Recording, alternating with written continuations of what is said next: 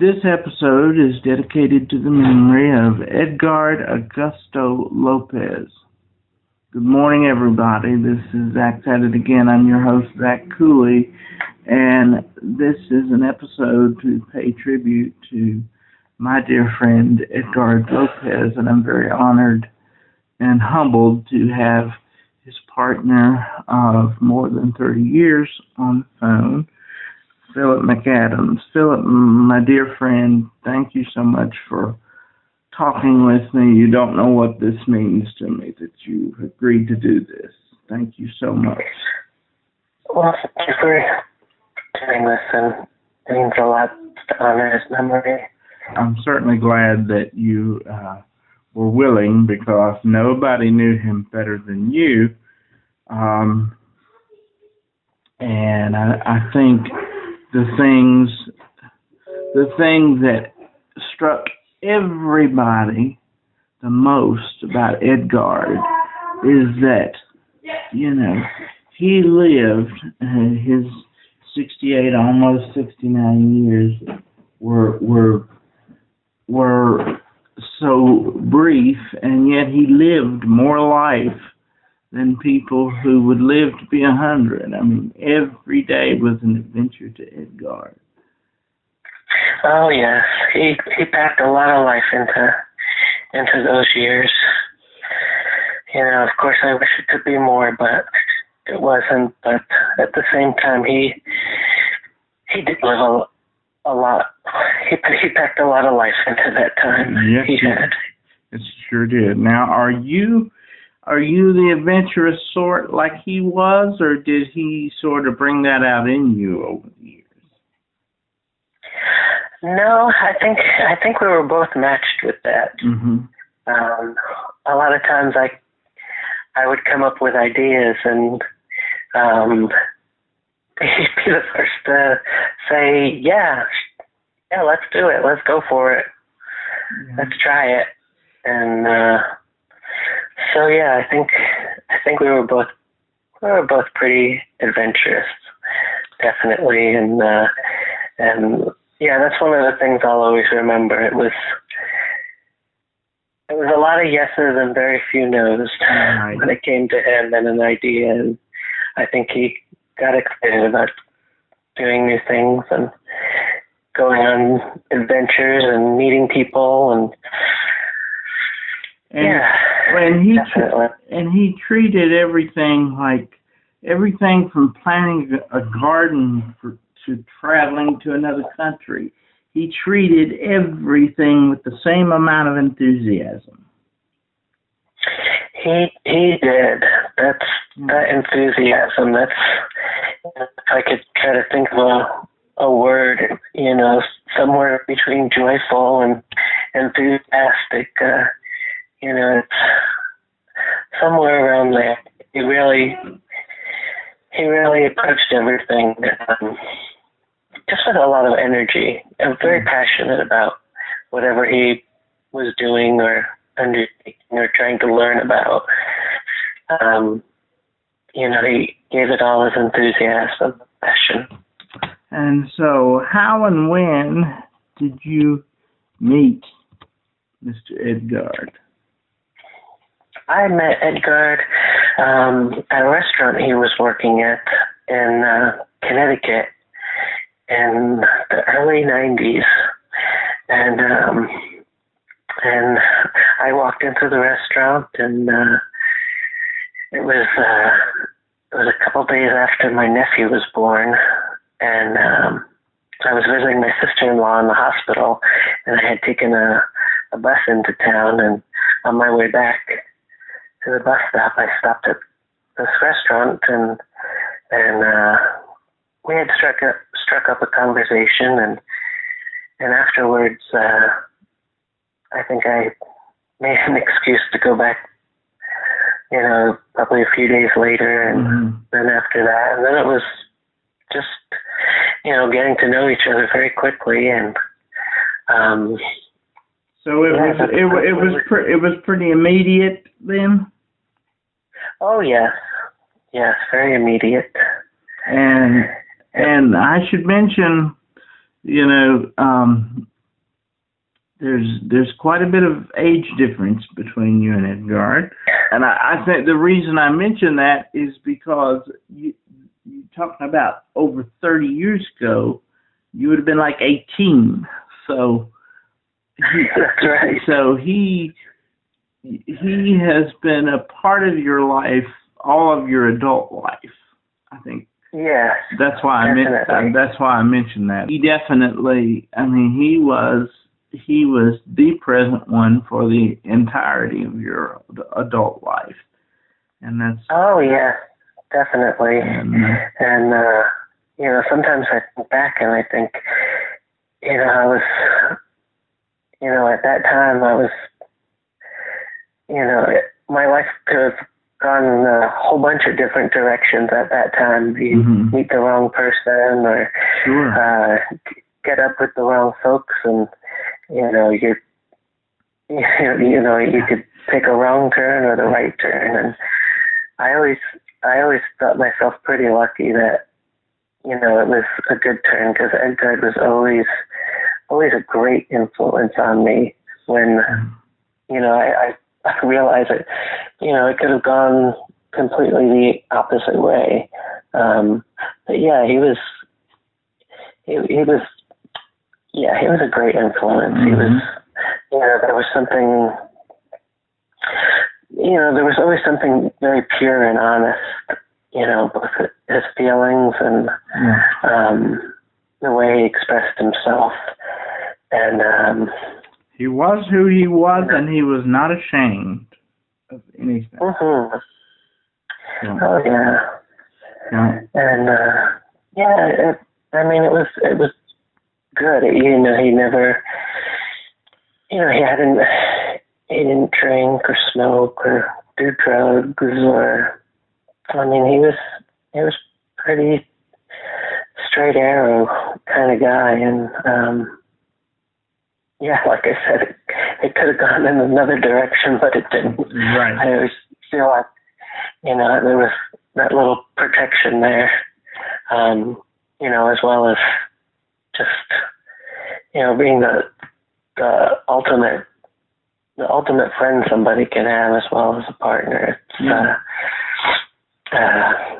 You know, we got along really great and had a lot of things in common. And, you know, on the surface, it might have seemed like we were so different, but really not.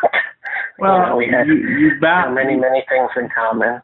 Some of the things we didn't have in common, they kind of balanced out the yin and yang. And and you know, I'm very glad that you mentioned, you know, all of the things that you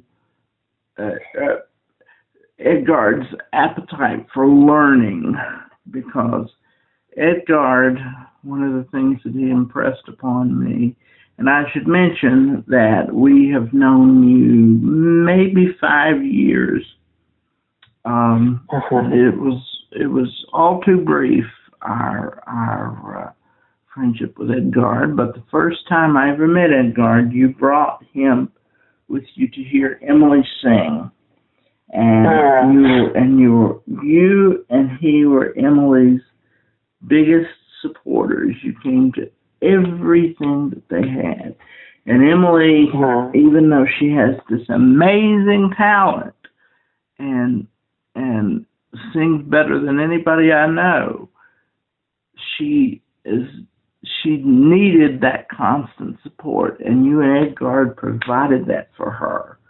And that one day that we were there, and they kept interrupting her. They wouldn't let her use a microphone. They wouldn't let, you know, till finally she said, "I've had enough." And then when she left, she was very upset and very embarrassed. And you and Edgard were so warm and loving to her.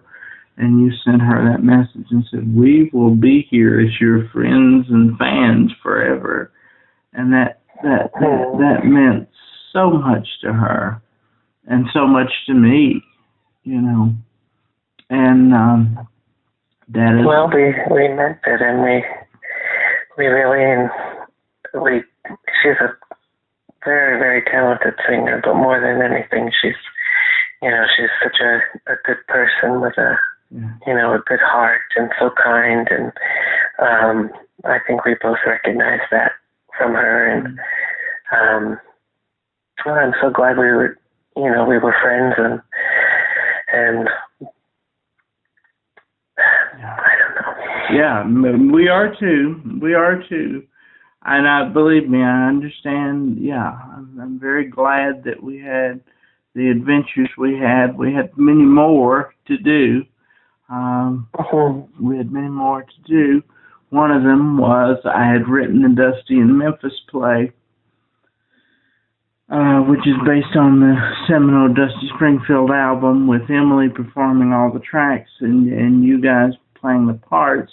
And Edgard was to play Arif Martin, the Turkish engineer. And I'll never forget him telling me he had a dream about doing the play, and that he played this part. He was having like deja vu. And that's when I thought, well, this is right. I'm doing the right thing. And I want to be able to continue that in honor of him. But I also, Bella made a very poignant reaction, because Emily had her lyrics to the songs out on the table and was looking them over, and Bella came over and shut the book and said, "We can't do the Dusty play without Edgard." And that's a very relevant point. So, I don't know if we'll continue it, but if we continue it, it will be fully and completely to honor his memory. And that would be nice. And I hope one day we can do it. And if you still want to be a part of it, you are absolutely welcome. Thank you. But we were also scheduled to see Bonnie Raitt this summer, and he and I were both determined to get a hug from her. And so if I manage to get a hug from her, and I'm going to be in the front row holding a sign, holding a big poster board sign that says, "I'm vaxxed, hug me." And and if she hugs me, it will be for Edgard. And I haven't done it yet, but I've even thought about writing a letter to Bonnie and telling her about Edgard, and seeing if she might respond in some way. That would be great. But I'm glad you're still going with us. She has some great new songs out, and and Bella will be able to go with us, and that I know that would make Edgard very happy to know that she was going, and I know that he will be with us in spirit. Edgard was a very talented, I never really heard him sing, but he was a very talented singer and performer himself. Yes? Yes. He did so many things throughout his life. Sometimes it's hard to even remember. I know, some of his years in college, he had done some Spanish dancing, and I'm not sure if he's sung really anything professional, like in a choir or anything, but certainly at home he would sing all the time. When he was in the kitchen, making dinner, he would he'd be singing, and just very, very joyful all the time. When my mother came downstairs after the hurricane took her place in Florida, that brief year she was staying, she would tell me that she would love to just listen upstairs. Sometimes she'd be right by the door and she could hear him through the kitchen window, just singing a nice song. It was in Spanish, and she had no idea what he was singing about, but it's sounded so nice, Mm-hmm. to her ears. And, I think it was the emotion and enthusiasm that he brought to it that really struck a lot of people. Yeah, music is something that is more felt than heard if it truly resonates. And Edgard understood that. But one of the things that amazed me the most is we've touched on this earlier, but I got off on a tangent as usual. Edgard had a great appetite for learning, and when he came to this country, he said that he attempted to get as many degrees as he could just to learn anything that he could, just to absorb all the knowledge he could absorb. Do you know how many degrees he had or what his degrees were in? I know that at least towards the end, he did a lot of, even from the very beginnings. He came from Colombia, the United States, where his family was in, at the time, New Jersey. And it was a large family, yes. Yes. They were coming over, little by little, one brother then another. And when he came over in 1972, which was last month, the month would have been 50 years.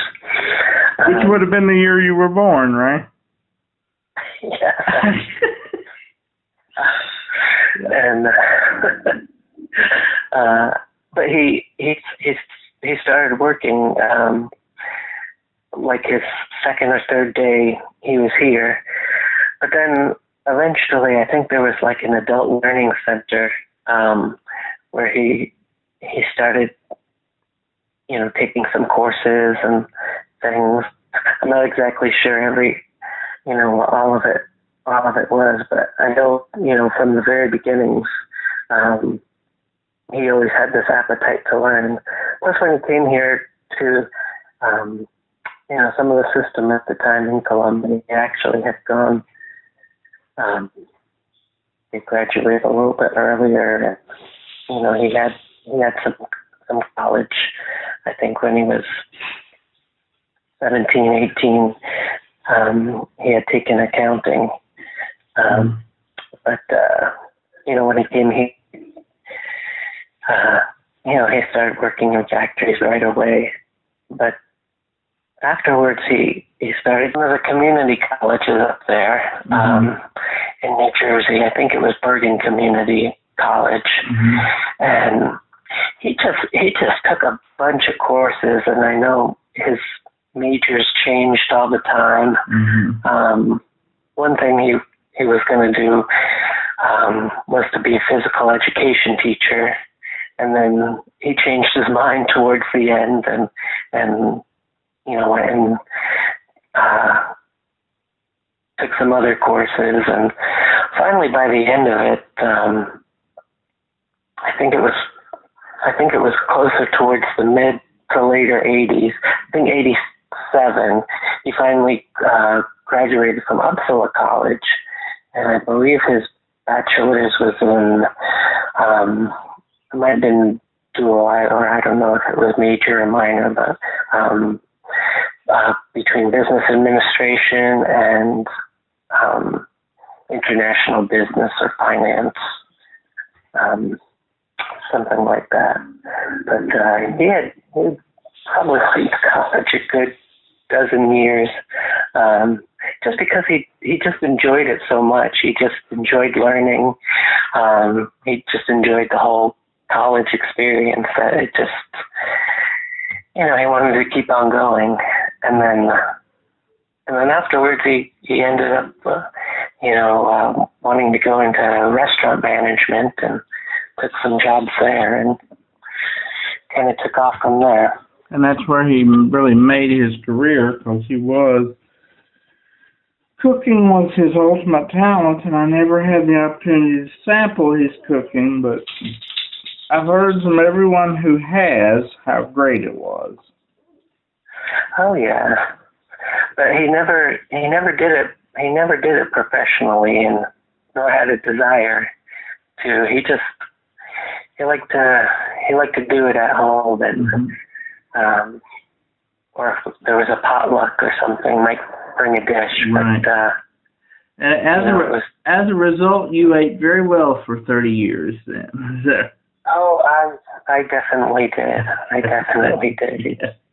Very, very good. I learned a lot and picked up a lot along the way at those restaurants, and but I think with his upbringing too, with his family, he learned a lot. And another thing is that he either was writing or has written a novel. Oh yes, he was. He had written. I want to say he's got one book definitely, and then there's some short stories, and then there was like a novella length one that I don't know if it's finished or he was working on, but yeah, he liked to write too. He had a wonderful imagination, and he was a great storyteller. I think he was great at telling stories, so I think him trying to put pen to paper with all his stories and imagination was something that he found very, a great creative outlet for him. Well, when you're ready and if you're ready, I would love the honor of publishing something of his. Oh, thank you.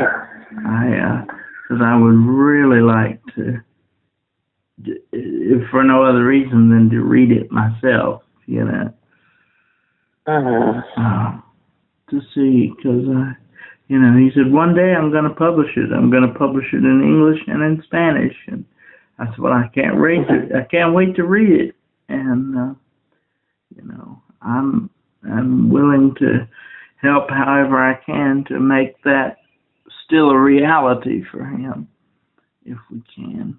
So. Oh, thank you. So when that comes about, if you're ready, that would be a great honor for me. Thank you. Now I had it wrong because in the article I said partner of nearly a quarter of a century, and it was actually more than 30 years. I had a small mistake in that, but I knew it had been quite a long time. But some of the great memories I have with you all is going to the film festivals at the Lincoln Theater, attending several plays. We went to plays at the college, and we didn't know each other then, but we all went to the Betty LaVette concert, and we went to Mayberry Days together. We saw Caitlin Crisco in the broadcast at Chautauqua, and we met with her afterwards, which was really fun. And the last time we were together was going to see John Hardy's A Christmas Carol, which was a really, really great one-man adaptation of that novel, and that's the last picture we had taken together, and I included. Oh yeah. And I included that in the article, and many times you always were there to hear Emily sing, and that meant so much. We went to the Roots Restaurant in Grayson County, the McDowell Music Club in Rural Retreat, the Bowling Wilson Hotel, the Withville and Rural Retreat Public Libraries, and Edgard always told Emily she was getting better and better, and and she. Oh yeah, we were both definitely big fans. And she, you know, she felt even closer to you guys. I think she felt the closest of all of any of the three of us to you and to Edgard. And you know, she cries she cries about him every day, and little Bella cries a lot too. This is one of her first good friends that she's ever lost, and she was very positive that he was gonna make it, you know, and so reassuring. And we miss him a lot too. We miss him a lot too.